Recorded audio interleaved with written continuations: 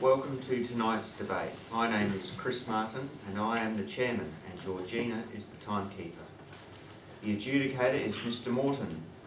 The topic of this debate is that foreign investment and ownership are detrimental to Australia. The affirmative team seated to my right is from Glenunga International High School. The negative team seated to my left is from Australian Science and Maths School. The speaking time for this debate is 6 minutes. A single warning bell will sound 1 minute before the speaking time, and a double bell will sound at the speaking time. A continuous bell may be rung after the speaking time, in which the speaker must sit down immediately. Please ensure that your mobile phones and other electronic devices are switched off. I declare this debate open and call upon the first affirmative speaker, Sanjana Menon.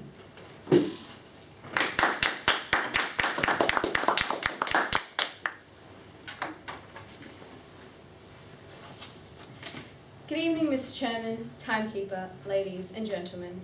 The topic for tonight's debate is that foreign investment and ownership are detrimental to Australia. We, the affirmative team, are strongly in favour of this statement and define this topic to be both countries investing in Australia and also Australia investing in other countries. Foreign investment is defined by the... Stop the watch, please. Yes, James? Okay. You're very lucky.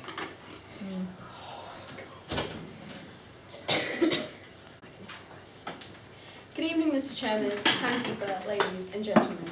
The topic for tonight's debate is that foreign investment and ownership are detrimental to Australia. We, the affirmative team, are strongly in favour of this statement and define this topic to be both countries investing in Australia and Australia investing in other countries. Foreign investment is defined by the Department of Foreign Affairs and Trade of the Australian Government to be a controlling ownership in a business enterprise in one country by an entity based in another country, which involves capital flows from one country to another, and thereby grants extensive ownership stakes in both domestic assets and companies. We also define ownership simply to be the act, state, or right of possessing something. Today, as first speaker, I will be talking to you all about the security aspect of our team case and how vulnerable Australia actually is. I will also be covering the advantages of having local businesses and the importance of investing money domestically. Our second speaker, Tia, will be talking to you all about the loss of identity that will come along with increased foreign investment and ownership in our country, and how it paves the way for cultural erosion to be ever more prevalent. She will also be talking about the ethics and moral issues associated with foreign investment and how they're detrimental to Australia, and as well as how we as a country should be working towards developing and strengthening our economy. Our third speaker, Karis, will rebut the opposition's points and sum up our team case. Now, moving on to discussing my points. My first point for the evening is that foreign investment increases the chances of our country's security to be at risk. The example I'll be using to portray the significant issue is the sale of Ausgrid. Ausgrid is a state-owned enterprise, currently under the ownership of the New South Wales Government. The government was considering leasing a 50.4% stake into Ausgrid on a 99-year contract, with a front-runner for the bid being the State Grid Corporation of China.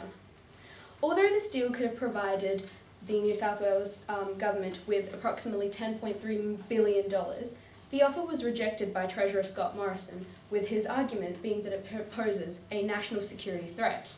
And what he says is absolutely right. Think about it. Ausgrid supplies its services to more than 1.6 million homes and businesses within New South Wales, as well as the government and the Australian Securities Exchange, which is our stock exchange headquarters. Electricity infrastructure is run by industrial control systems, which regularly monitor and control the grid. In an article in The Australian, Peter Jennings, the Executive Director of the Australian Strategic Policy Institute, argues that the problem is that ownership by a Chinese state-owned enterprise makes it increasingly challenging for us to protect the security of the grid without there being any risk that Chinese intelligence services may try to exploit this connection.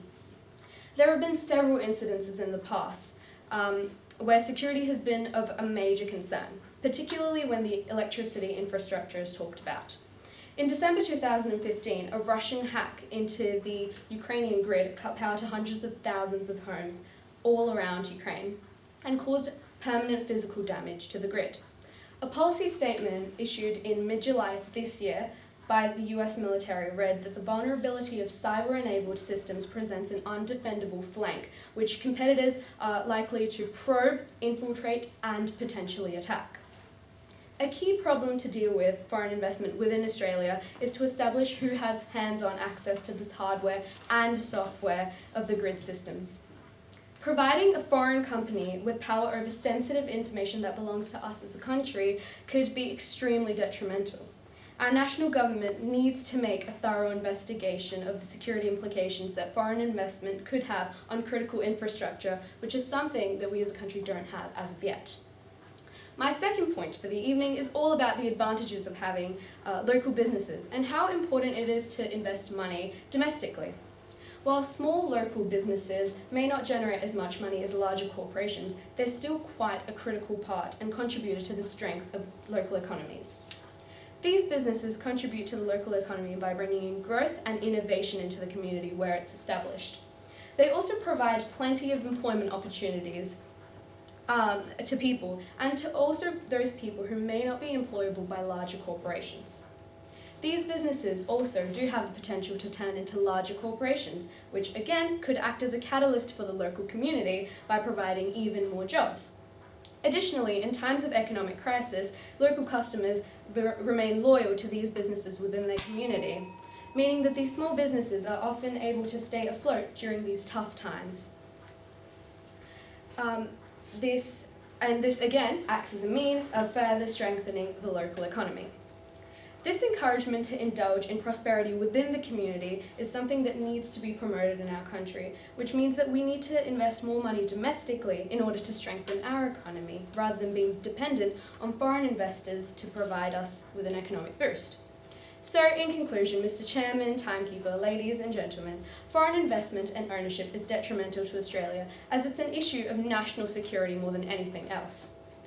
Furthermore, we as a country should be working towards building our own economy by promoting local businesses and investing money domestically. Australia's reliance on foreign investment and ownership poses many risks. Some risks that Australia shouldn't even think of taking. Thank you.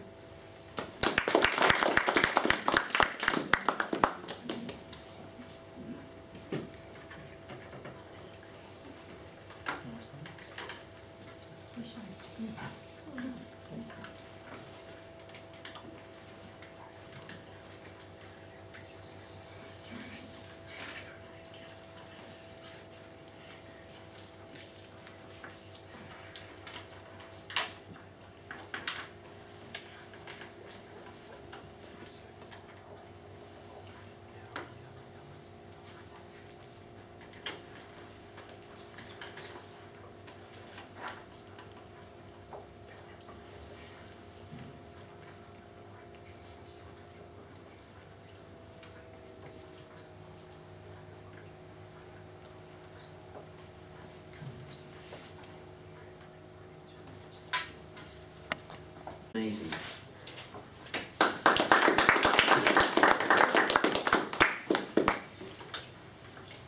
Good evening, ladies and gentlemen. The topic for our debate is that foreign investment and ownership are detrimental to Australia. We, as the negative team, strongly disagree with this statement. We agree with the definition given by the affirmative team, however, we do not agree with the side that they have proposed. We define, again, the phrase foreign investment as the international ownership of a business or enterprise which is based in another country. We defend against the proposal that foreign investment is detrimental to Australia, as will be explained further throughout the debate. Today, as first speaker, I'll be talking to you about the fact that Australia has always had foreign investment and ownership. Our second speaker will be further discussing how foreign investment assists with the development of Australian economy, and finally our third speaker will rebut and sum up our team case.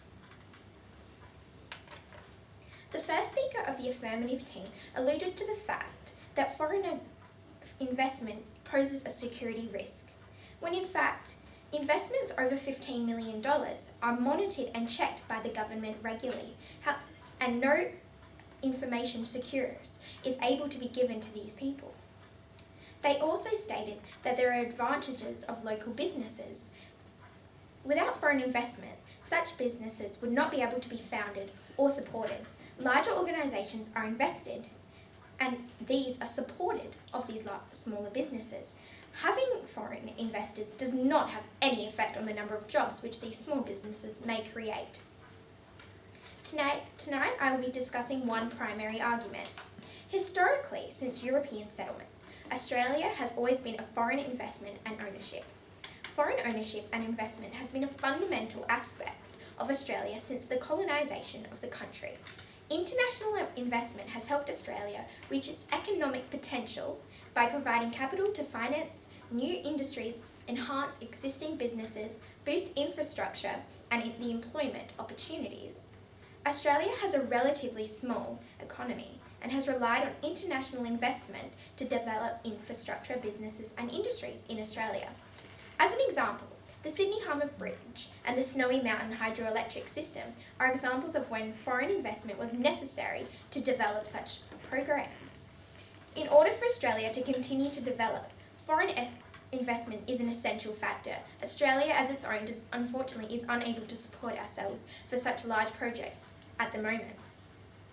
Australia currently has $3 trillion worth of foreign investment and with an annual addition of $200 million. Without foreign investment and the large sum of money powering businesses and infrastructure, the Australian economy would shrink significantly. This fact was supported by the Australian government.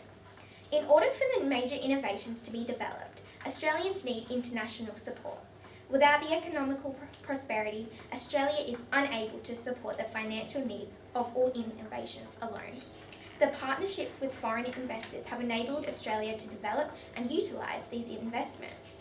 Australia has always utilised foreign investment and ownership and will continue to. Without such support, Australia would simply not be able to strive. So ladies and gentlemen, in conclusion, it is evident that the foreign investment is not detrimental to Australia. Foreign investment has occurred since the European colonisation of Australia and will continue for centuries to come. Foreign investment has given Australia opportunities which would not otherwise be possible. Foreign investment is almost certainly not detrimental to Australia. Thank you.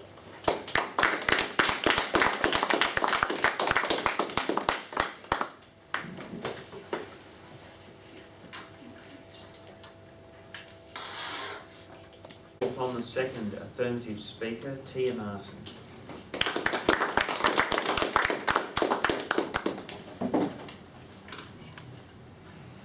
Good evening, Chairman, ladies and gentlemen.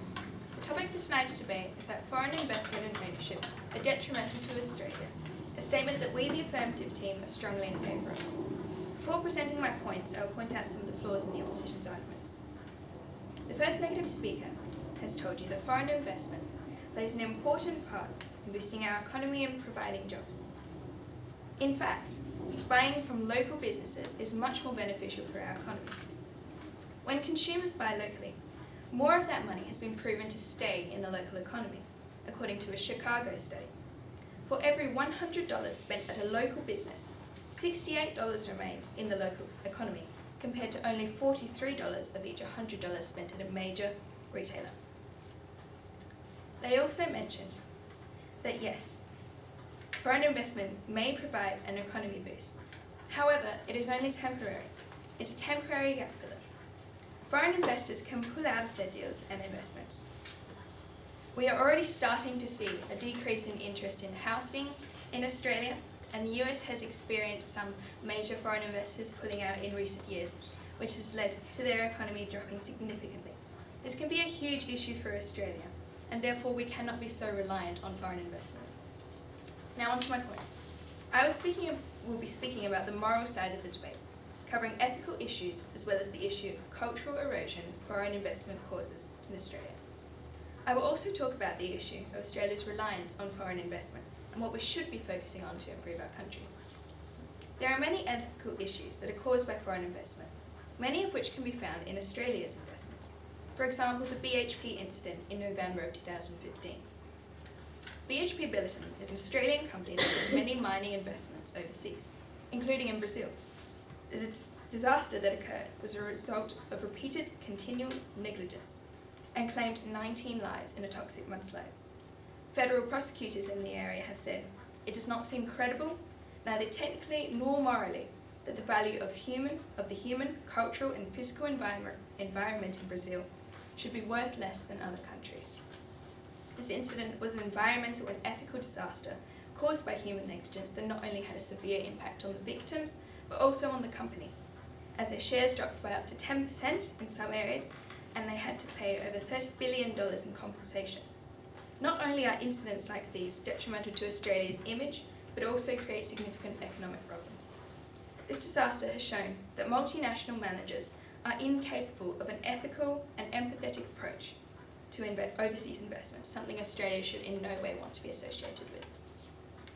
Another example is from an Oxfam report from 2014 that has shown major Australian banks to be financing and investing in companies accused of child labour and illegal logging.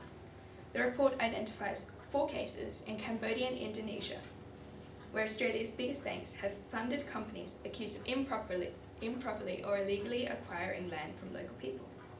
This incident is detrimental to Australia's image and moral conscience, as it creates links between our investments and unethical operations. Australia believes in respect for equal worth, dignity and freedom of the individual, something that so many foreign investments associated with Australia, like in these 2 examples, do not display. Now on to my second point. As more and more iconic Australian companies are bought up by big overseas brands, we slowly lose our sense of identity. This cultural erosion foreign investment creates means so many of our most iconic brands are no longer really Australian, such as Foster's, which is now owned by a British company, and the ice cream brands Streets and Peters, which are both owned by foreign entities. Perhaps the most iconic of all is Vegemite. Vegemite, created in Melbourne in 1922 and eaten by thousands of Australian kids, is now owned by a US company called Mondelez International. Foreign investments into Australian companies and businesses are taking away our history and our culture. Local businesses are being replaced by chain stores owned by huge American companies, a problem that the Australian public are noticing and reacting against, as shown in a report by the Australian government.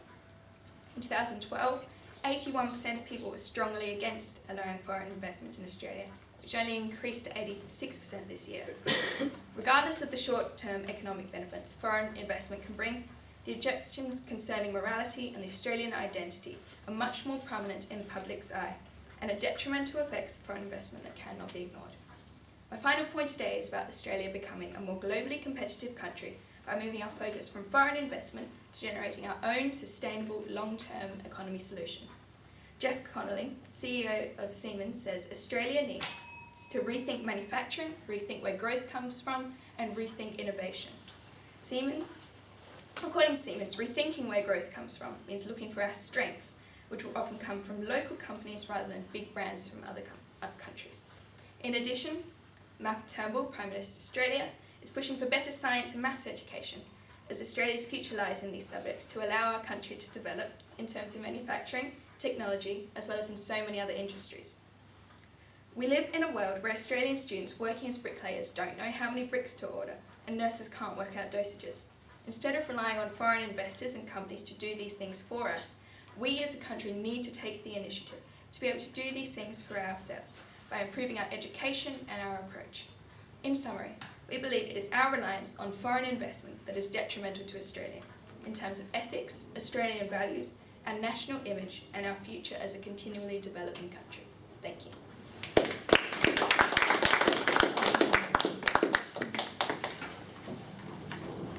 Speaker, Megan King-Matthews.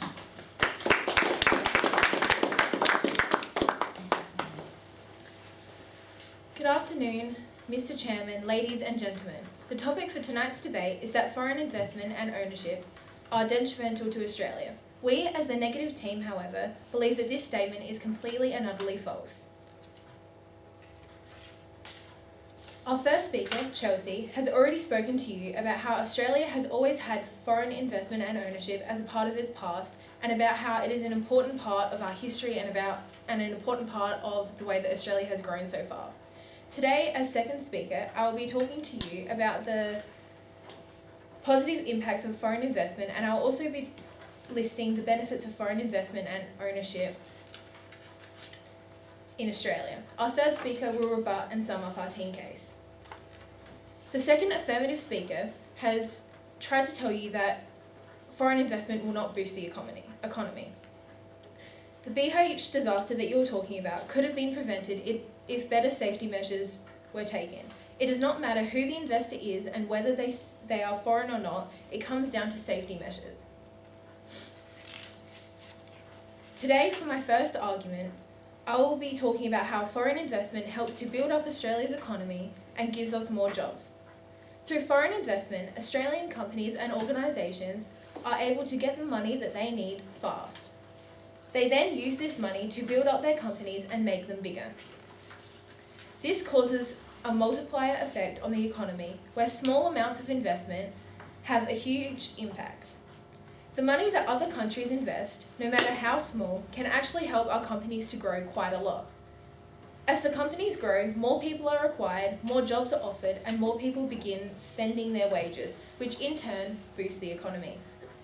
This multiplying effect means that the money being invested by other countries is worth more in the long run, improving our futures.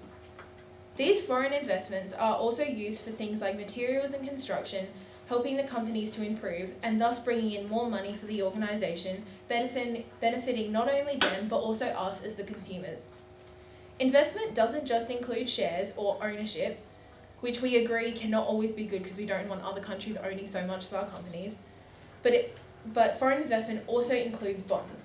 When other countries invest money, they do not necessarily have control, meaning that the type of investment is not a share or ownership, rather a bond.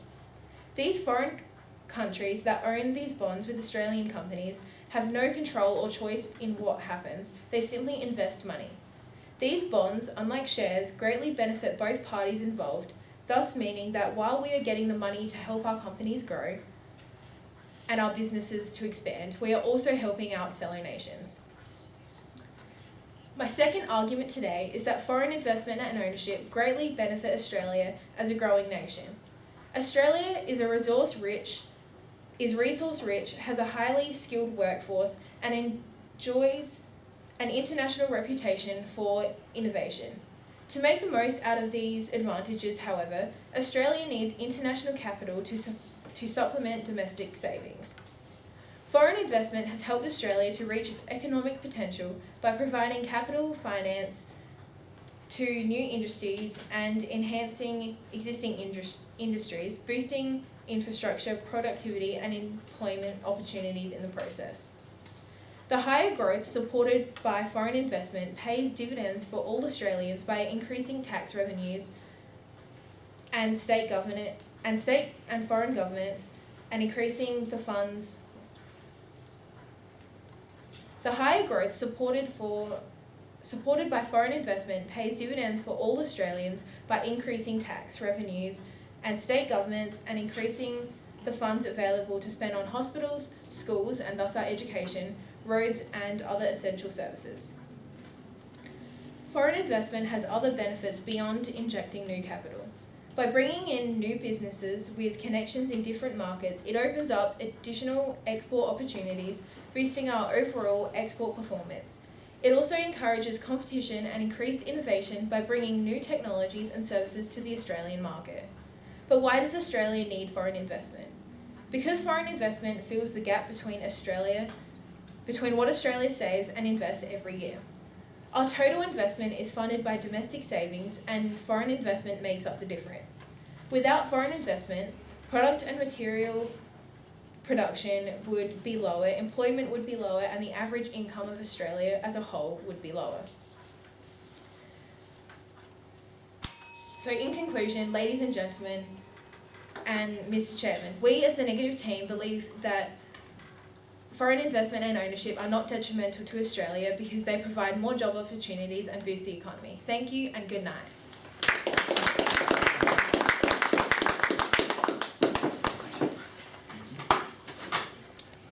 Affirmative speaker, Karis Evans.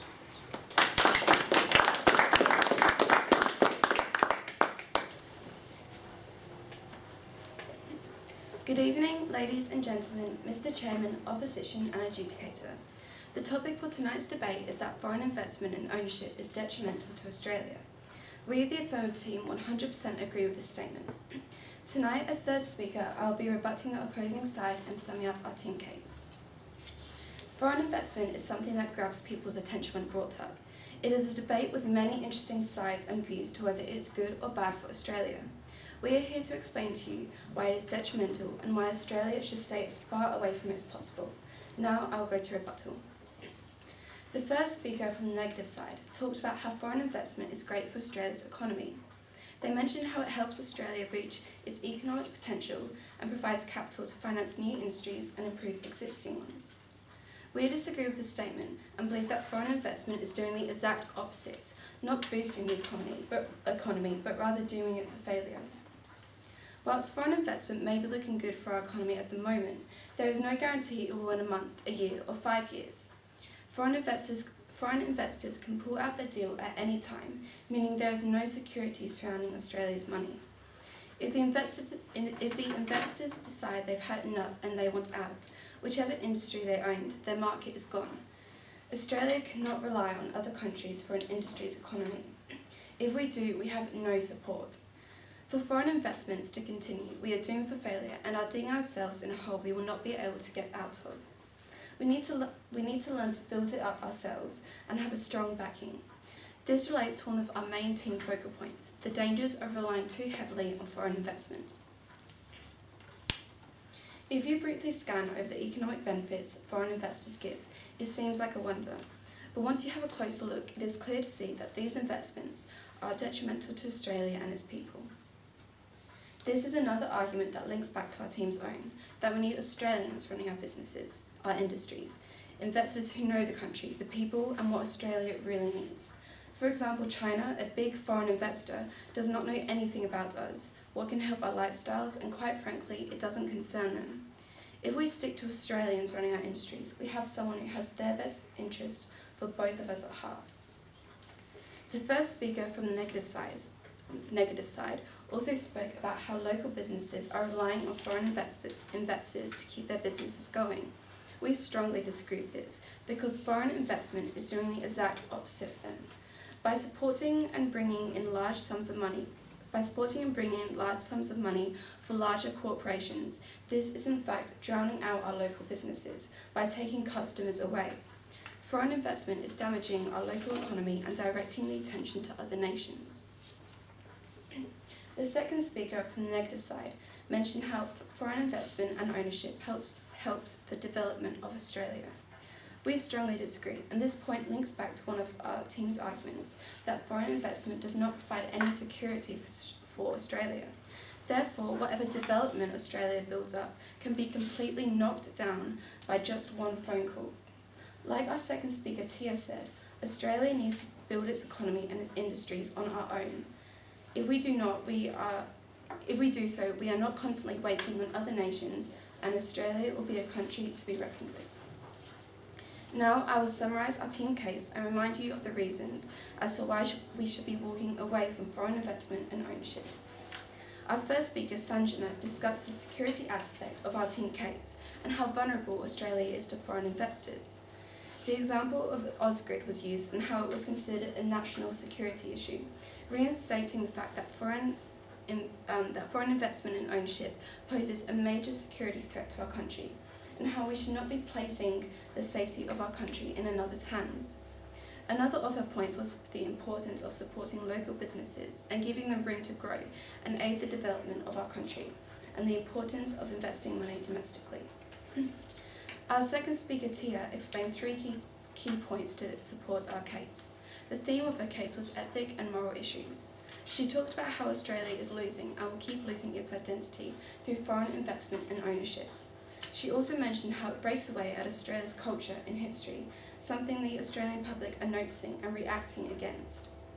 She also covered the ethical and moral issues and what role they play in being detrimental to this country for our image and moral conscience. Lastly, Tia spoke about how our nation should be working towards a more self-reliant country, one that can stand on its own, be globally competitive, and which doesn't need other countries to run it for us. Now, ladies and gentlemen, Mr. Chairman, opposing side and adjudicator, I hope we have convinced you about how detrimental foreign investment and ownership is to Australia. These investments are ruining Australia's image and future. They are slowly taking apart the nation till we are completely controlled and occupied by other ones. How long will it be before China is running all Australia's industries? Foreign investment and ownership is doing much more harm than good. Let's realise it before it's too late. Thank you.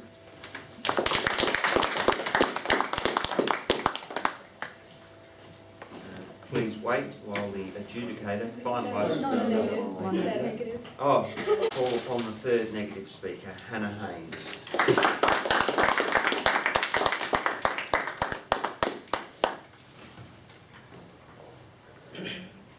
Good evening, ladies and gentlemen. As you would know by now, the topic for this debate is that foreign investment and ownership are detrimental to Australia. We, as the negative team, strongly disagree with this statement. Tonight, on behalf of the negative team, I will be rebutting claims made by the affirmative team and summing up my team's case. The first affirmative speaker has stated that smaller businesses provide more jobs and support the local economy. However, having foreign investors does not take away any jobs. In fact, it creates just as many. It also boosts our economy. She also tried to tell you that it poses a major threat to our security, but there are strict rules and laws in place from the Australian government. And as the first negative speaker said, investments over $15 million are safety guarded and monitored closely. So it cannot pose a threat to our security if correct security measures are taken, which they are because they are put in place by the Australian government.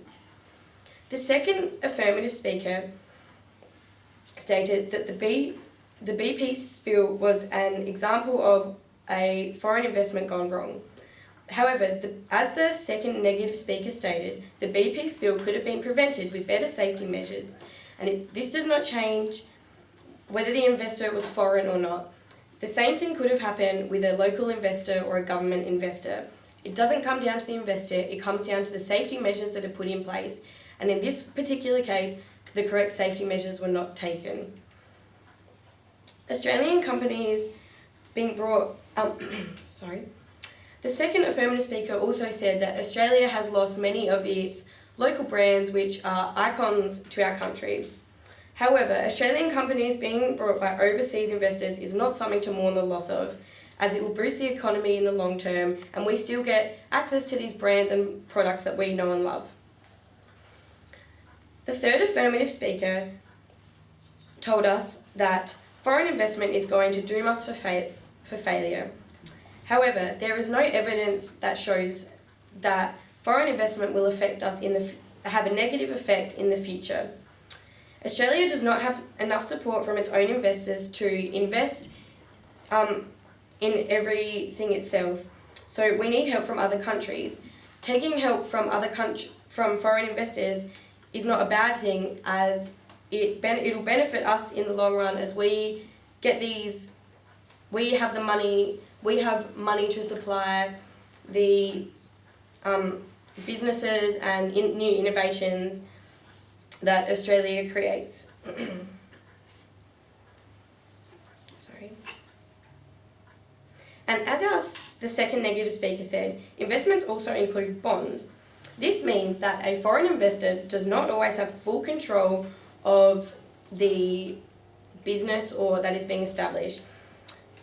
It means that they just make money. So the affirmative team has tried to tell you that there are many security risks and the foreign investor could pull out at any time and this could affect the whole Australian economy.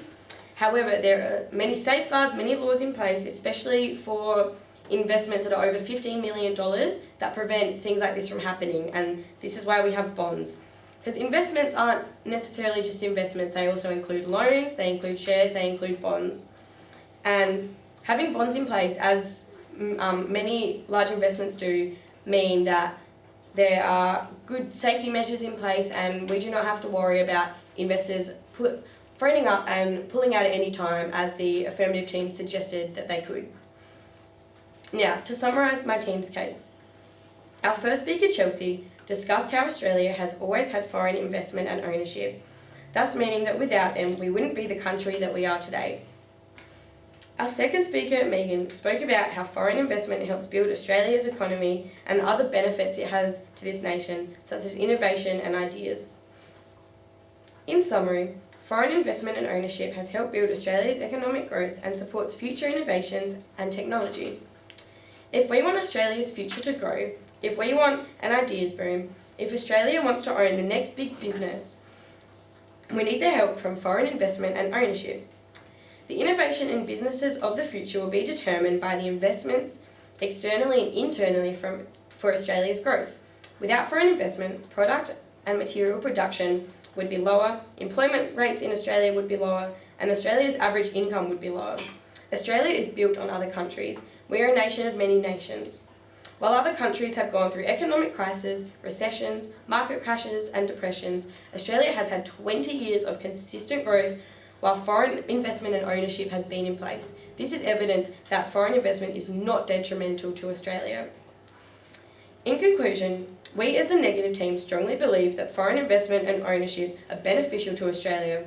We define foreign investment as a controlling ownership in a business enterprise in one country by an entity based in another country. We defend against the idea that foreign investment is detrimental to Australia as it has positive effects on the economy in the long run. Thank you.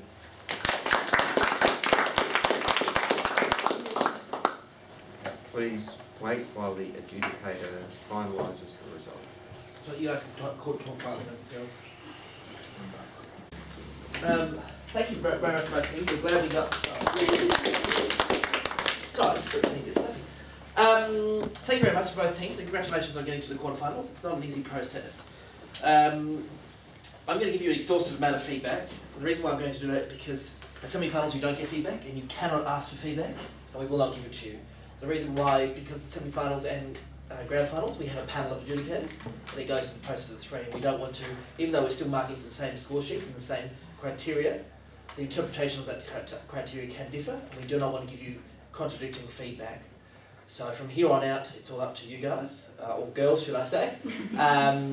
So I'm going to give you an exhaustive amount of feedback to start off with. The first thing I will say to both teams is you need to make sure for any topic that you always refer back to the topic at the end of every point. It's very crucial and the level of nitpicking that I'm going to do is going to be high because that's what you require in a semi-final debate, and if you don't link back to the topic at the end of every point, major point, example or argument at all, or you don't finish your entire speech by saying that foreign investment and ownership is detrimental or is not detrimental, it really diminishes the presentation of the arguments because you don't finish on your strongest point of what your side's topic is. So you need to make sure that those are the sort of things that you apply to your speeches, otherwise you're going to lose. So you need to make sure that that happens. I've got individual feedback. I'm terribly sorry, but I'm not actually sick, but this room just plays my sinuses, so I do apologise. Sanjana, am I saying it right? Sanjana, yeah. Sanjana. Okay, sorry about that. Great start to the debate. Very strong definition, thorough, clear and presented well. Great case argument that logically and coherently flowed on to your next argument. So very well done then. I'll just put here, thank you for continuing the debate and sorry for stopping you with your speech and good on you for teamwork for, studying again for the options benefits. So thank you very much for doing that. Okay. My feedback for you is, again, what I said to you in the beginning there, so you need to make sure that you link back to the topic, because you didn't do that. Particularly, you had some very well-referenced arguments, the New South Wales government example, Scott Morrison, the Ausgrid scenario, the Australian newspaper, the Foreign Investment Board. You had some very good research evidence in there, and that presents a very good, well-referenced argument because you have the view or the statement plus the well-referenced source, and then your interpretation of it. That's what you want to see. But you need to link it back to the topic and say why that's detrimental. Just because, and you did it sort of with Scott Morrison, but not enough when you start talking about local business factors and employment. And you need to have probably some more examples in that facility, because your first point was so well done, and your second point was like, well, it dropped off on the quality of what your first argument was. So you just need to work on that. On to Chelsea. Chelsea, great job of first of all agreeing with definition. I think in this sort of debate it can be very, very hard when you disagree with definition, and I'm glad it didn't go to become a definitional debate because it could go on for ages there. So well done with that. You still defended against the proposal, and that it is detrimental, and you went on from there. I particularly liked your rebuttal point. Just hold on 1 second. Guys, we just be quite a bit quiet, please. Just give me some feedback. I hate when I can't hear myself. Okay, so when you start taking down the security thing by talking about the $15 million investment, I think it was fantastic. It took down the opposition's arguments, and they really didn't challenge that enough tonight, and they probably should have. But well done for bringing it up there. Now, I'm nitpicking here, but in your second rebuttal point, you said that the opposition said that there are advantages to local businesses from foreign investment, and they said the disadvantages, and you just need to make sure you get those words right. Now, if the panel of three adjudicators and we're all sort of doing that, all three of us are going to pick up on that, and that's going to make the argument come down because you're not arguing for them, you're arguing, not arguing against them, you're arguing for them. So you need to make sure that you are mindful of the words that you use, especially with those prefixes to those words. Look, I loved your point, it was elongated, about how trillions of dollars come into the country year on year, and then the point in that major argument was that the economy would shrink, and that's a priori knowledge. If the foreign investment dwindles, obviously the economy is going to shrink. That's good knowledge there. I was a little bit concerned about the overall point, and that was that we've always done it. Now you've got to be very careful of that, because that is a slight appeal to tradition, and it's a fallacy of thought, because just because everything's been done in such a way doesn't mean that we should continue doing it that way. And the reason why is because you had some good examples of the Sydney Harbour Bridge and snowy mountains and all that sort of stuff, but that was years ago. Now the economy has changed, obviously society's changed, the infrastructure of foreign investment has changed, the rules have changed, all that sort of stuff is. So saying it should always be done because it's always been done doesn't really help the argument. Does that make sense? So you just be very careful going down that path of thought, that train of thought. On to Thea. Thea, great start to the debate, straight into rebuttal, which is what we want to see. I particularly liked your first rebuttal point about the fact that if you invest in the country, the dollars spent in the country actually stay in the country. Now that was good, but then you went on to a Chicago study. Now that Chicago study I don't believe was relevant to the case, and you didn't explain its link back to Australia. So you need to have evidence that supports an Australian point of view, because the topic is about Australia, and you just said a Chicago study.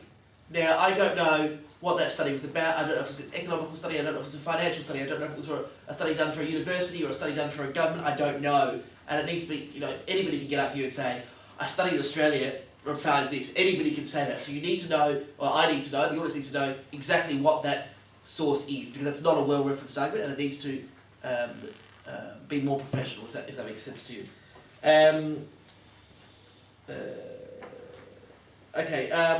I particularly liked your first point, the BXB bill as an example, and you did link that one back, which is fantastic. Then you started going down lines on your second point about, towards the end of your first point, about Australia's big banks investing in countries with slave labour and all that sort of stuff. Child labour.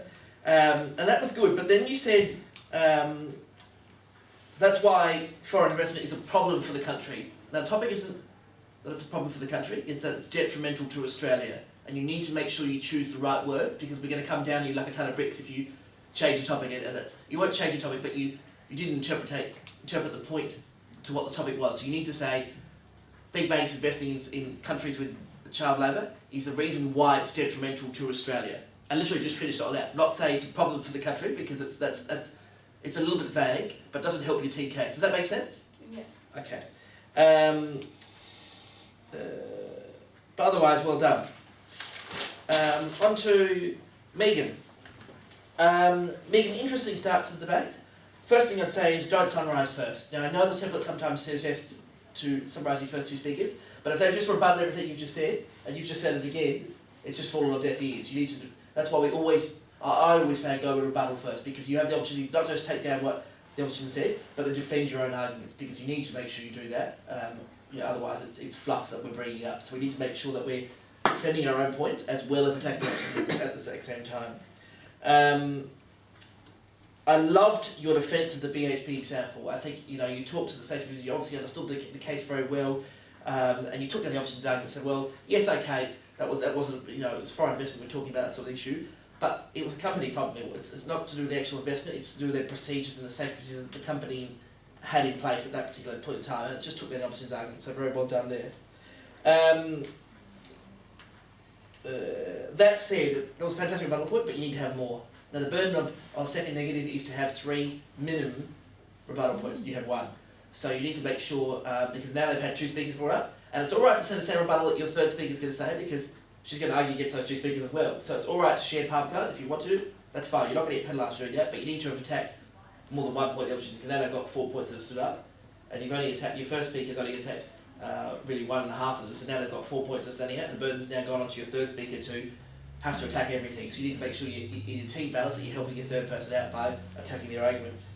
I liked how you had a question at the end, and then you sort of answered that yourself, and you really just challenged the audience, and you challenged the opportunity to address the questions that you phrased there. So well done on that. I think your explanation of bonds was fantastic, and it definitely helped your team case. It was new and inventive, and it was a great spin on the topic. That said, I would have liked to have seen that come up in your first person's argument, because you agree with the definition, and they didn't talk about bonds as being part of the entire team case, and that really should have come up in your first speaker's arguments, because it was not challenging the definition, but it was talking about a different area of investment, for foreign investment, and I would have liked to have seen that come up earlier, because you sort of did agree with the definition's case, and you really didn't address that or bring it up in your first speakers, and it needed to come up. You're not going to get penalised for that, but it really should have come up in your first speaker's arguments to flow on from your team case. In terms of your team split, that's how it should have come up. But otherwise, well done. Now, how do I pronounce your name? Keris. Keris. Yeah. Sorry, thank you. I just thought I'd ask because I was going to say Sarah, so Keris. Keris, great start to the debate, straight into rebuttal. The first point I've put here is don't mention the adjudicator. As much as I love to be draw attention to, I love my name written down and all that sort of stuff, we're invisible. So never ever mention adjudicators. We're here to, as a silent ghost, if you like, in the background. You can, chairman, audience, opposition, that sort of stuff's fine. Cameraman for tonight. But yes, just don't mention adjudicators. I liked your rebuttal, although actually I'll come back to that. So first thing first, great paraphrasing. I think I understood your team case better than how it was presented in some respects. It was very, very well done, strong and coherent. That said, your debate was 50-50, so that was 50% rebuttal, 50% summary, and it needs to be 70-30. That's how the split's got to be. I'll let you get away with 80-20, but it needs to be a 70-30 type average. Yours are 50-50, so you need to make sure that you've got more rebuttal. Granted, the first person of the negative only had really 1 point when you took it all together, so I understand that. But you need to then start breaking it up into individual points and literally not just the entire overall argument, but the individual components of that argument. You need to argue against those, and that will get your time and your structure marks back up to where they need to be. The other thing I was saying is that you start talking about the fact that it's doomed for failure, but the words again that you need to use is that it's needed and that it is detrimental to Australia rather than doomed, because that's just that came out of nowhere and I wasn't sure where you were going with that. So you need to make sure it's sticking with the topic. Does that make sense? Yeah. Okay. On to Hannah. Excuse me, my nose just keeps running. It's really annoying. Hannah, great start to the debate. Straight into rebuttal, which is what we want to see. Well done. You had logically and strongly worded rebuttal, and I think it was probably the most thorough out of tonight, so congratulations for that. Great attack of each and every point, even if it wasn't argued as thoroughly as I'd liked. I mean, you did repeat a little bit in your very last rebuttal point, you sort of grouped some of them together and sort of said what you already said. It showed great on-the-spot critical thinking, and that's what we want to see out of debaters, so well done. Good tackle of the doomed to fail arguments, and you talked about what the topic was again, and you really elevated your team's case in that respect. Now for you went the opposite way. So they had 50-50. You probably had 80-20, or even 90-10. and you need to make sure you have a little bit more time for paraphrasing. You still have a little bit of time on the clock to do that. If you hadn't gone down the path of your last point or statement of fact, you should have drawn out what your first two speakers said and put it in your own words. So that's what we want to hear. So paraphrasing isn't just saying, my first speaker said A, B, C. My first speaker said A. This means da da da da da. My second speaker said point B. This means da da da da da, and draw on that. That would be a very good way to finish. What I did like about what you did tonight is that you did finish on the topic, so well done for that. And tonight I am going to award you the debating award, so congratulations. That said, with the number of bottle points that held up, the team case that held up, the debate is going just to the affirmative. Congratulations.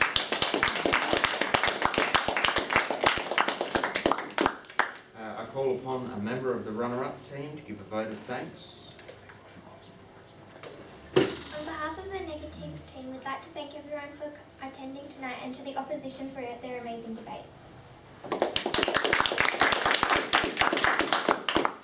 I call upon a member of the winning team to second that vote of thanks.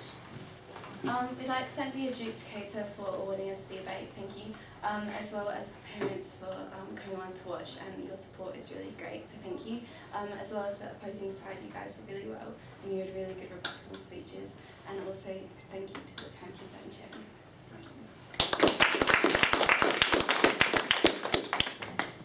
Thank you for your attendance. I now declare this debate closed.